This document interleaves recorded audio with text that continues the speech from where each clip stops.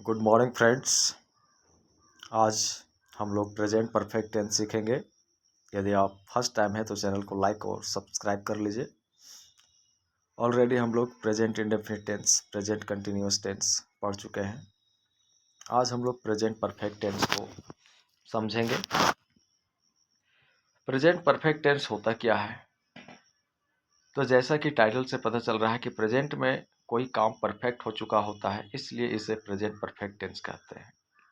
Present में कोई काम परफेक्ट हो चुका है, इसलिए इसे प्रेजेंट परफेक्ट टेंस कहते हैं। रिकॉग्निशन साइन यानी पहचानने का नियम क्या होता है? चुका है, चुकी है, चुके हैं, चुका हूँ, या है, ये है, या हूँ इत्यादि रहे तो उसे प्रेजेंट परफेक्ट टेंस कहते हैं। ठीक है, तो सबसे पहले हम लोगों को पहचानना आना चाहिए। जैसे हम लोगों ने प्रेजेंट इंडेफिनिट टेंस को पहचानने के लिए सीखा था कि जिस हिंदी वाक्य के अंत में ता है, ती है, ते है, ता हूँ इत्यादि रहे उसे प्रेजेंट इंडेफिनिट टेंस कहते हैं। In English we can say a sentence which is ending with ता है, ती है, ते है, ता हूँ, it is called present indefinite tense। उसके बाद हम लोगों ने प्रेजेंट कंटिन्यूअस टेंस देखा था।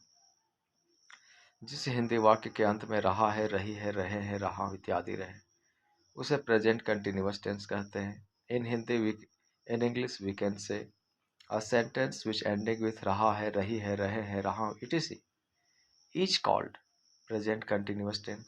ठीक उसी प्रकार present perfect tense a sentence which is ending with चुका है, चुकी है, चुके हैं, चुका हूँ इत्यादि रहे उसे प्रेजेंट परफेक्ट टेंस कहते हैं। ये तो हो गया आइडेंटिफाई करने का नियम कि कैसे हम पहचानेंगे कि कौन सा सेंटेंस कौन सा टेंस का है। अब स्ट्रक्चर देखेंगे। प्रेजेंट परफेक्ट टेंस का स्ट्रक्चर होता है subject plus has oblique have plus V3 plus object. सबसे पहले हम सब्जेक्ट लिखेंगे। सब्जेक्ट मतलब कर्ता यानी डूअर, किसी भी काम को करने वाला। यदि सब्जेक्ट सिंगुलर रहेगा तो उसके साथ हैज लगाएंगे, यदि सब्जेक्ट प्लूरल रहेगा तो उसके साथ हैव लगाएंगे। उसके बाद वर्ब का थर्ड फॉर्म का यूज करेंगे और लास्ट में ऑब्जेक्ट। तो एक बार फिर से समझिए स्ट्रक्चर क्या होता है प्रेजेंट परफेक्ट टेंस का। Subject plus has oblique have plus V3 plus object. तो किसके साथ हैज लगाना है और किसके साथ हैव लगाना है? तो सिंगुलर के साथ हैज लगाना है और प्लूरल के साथ हैव लगाना है।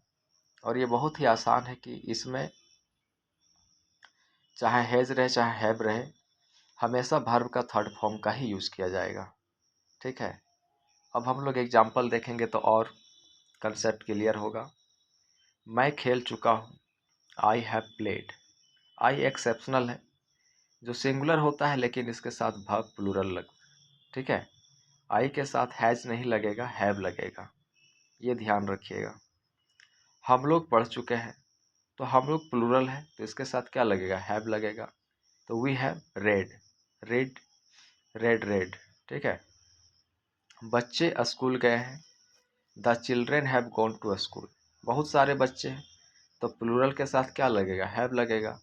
The children have gone to school. Go का V3 क्या होता है? गॉन होता है। वह सो चुका है, he has slept. Slip, slept, slept वह का ही होगा, सिंगुलर है इसलिए इसके साथ हेल्पिंग वर्ब हैज लगेगा। यदि प्लूरल रहता तो हैव लगता। तो वह सो चुका, इसका हो जाएगा ही हैज स्लेप्ट। सूर्य अस्त हो गया है, the sun has set, the sun has set. वे लोग बाजार जा चुके हैं, वे लोग प्लूरल है तो वे लोग का दे होता है। दे के साथ क्या लगेगा? हैव लगेगा, क्योंकि प्लूरल है तो प्लूरल सब्जेक्ट के साथ हैव लगाएंगे। जाना का होता है गो, गो का V3 क्या हो जाएगा? गॉन। तो they have gone to market, वे लोग बाजार जा चुके हैं। तो इस प्रकार हम लोगों ने प्रेजेंट परफेक्ट टेंस का अफर्मेटिव सेंटेंस देखा। इसके बाद हम लोग नेगेटिव सेंटेंस देखेंगे, इंट्रोगेटिव सेंटेंस देखेंगे, WH वर्ड देखेंगे। ठीक है, उसके बाद हम लोग फिर प्रेजेंट परफेक्ट कंटिन्यूअस टेंस देखेंगे। यदि आप फर्स्ट टाइम हैं तो चैनल को लाइक और सब्सक्राइब कर लीजिए। ठीक है, थैंक यू।